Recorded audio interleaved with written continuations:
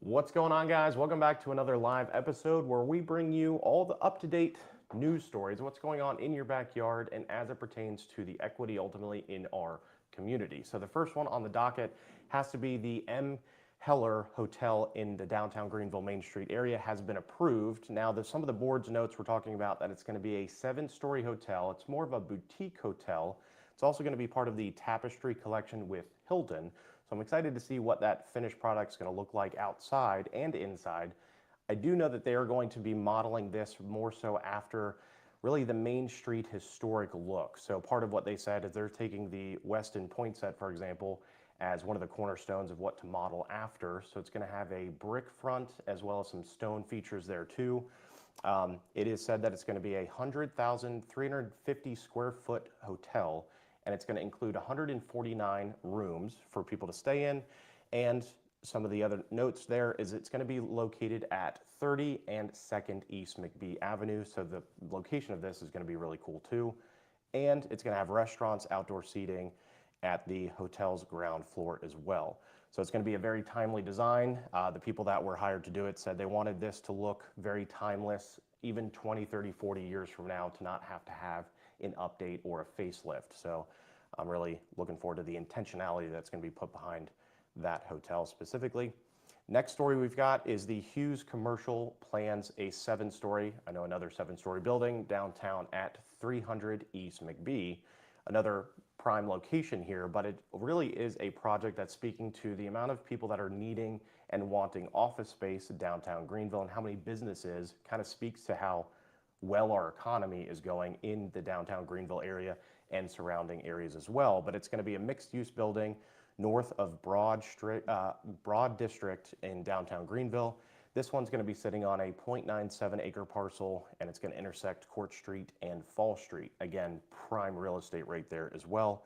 And Gensler, again, is the global architecture firm that's going to be hired to do this mixed-use building, and it's going to feature 6 stories of office space above ground floor, retail and restaurant space as well. They're still going through some of the details on what the finishing product's going to be, but they also are proposed that in January they're going to present to the board what the finished product's going to look like. Probably some revisions that are going to happen after that meeting as well. So stay tuned there. Next story is talking about the entertainment district. Now, if you are 36 like me, I'm probably already in bed well before any of these companies are saying they want to stay open till. But if you're a bar goer and you like to stay out late, this story is for you. So this one is talking about how any new companies or businesses, bars, restaurants, etc., are not going to be issued any permits that are going to be allowing them to stay open past 10 to 5 a.m. Don't worry, the ones that are already established there are not going to be affected. They are grandfathered in, but it is a helpful story to understand. If you do want to go out and you're a late night person, this is going to affect only the new companies that are going to be moving in, and they're well aware of that before they establish their storefront as well. Next story we've got for you is talking about GSP. So we talked about this a couple weeks ago, some of the things that they're going to be doing to the actual landing strips themselves and repaving and the story there. But they did just finish a $97 million, I read that right, $97 million parking garage for not only rental cars, but also cars that you can just park there and go on your trip, come back, it's going to be there. It looks like it's about a 3-4 story building itself. And the Greenville Spartanburg International Airport is celebrating opening that in December 2nd. So it just happened, and it approved 750 new car parking spaces as well as rental.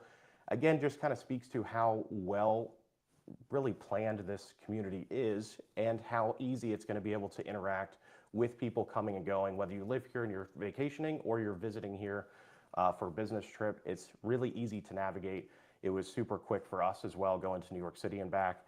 So I can attest to how that really has improved kind of the logistics of how to navigate the downtown Greenville or the GSP airport. So it just kind of speaks to, again, the 2026 plan for them and moving on to really repaving and making that product even better and more shiny, in my opinion. So that's what we've got for you today. Those are the news stories that are most up to date. Stay tuned for our stories for next week. And as always, guys, if you guys have other comments or concerns, you want to know more about something specifically, comment below, and we're happy to cover those in the following weeks. Thanks, guys.